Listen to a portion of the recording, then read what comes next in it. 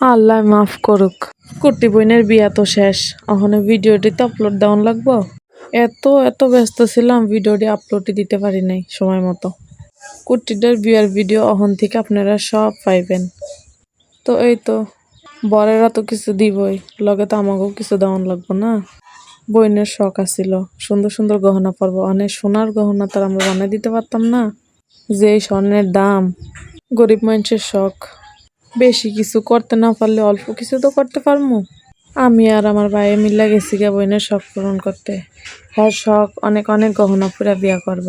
দুই ভাই বোনে বোনের শখটা পূরণ করলাম। স্বর্ণের ডি দিতে না পারি, সিডি গোল্ডের ডি তো দিতে পারবো। এই ডি ভাই আমার বোনের নাচতে নাচতে বেহুশ হয়ে যাবো গা। আমরা হইছে গিয়া মধ্যবিত্ত ফ্যামিলির মানুষ, আমরা অল্প কিছুতেই খুশি থাকার চেষ্টা করি।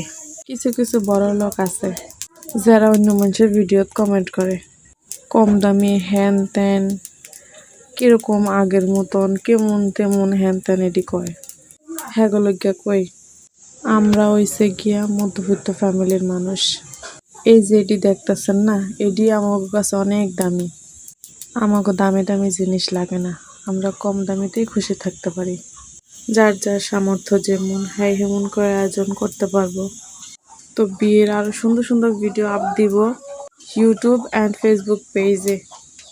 Thank you for watching guys.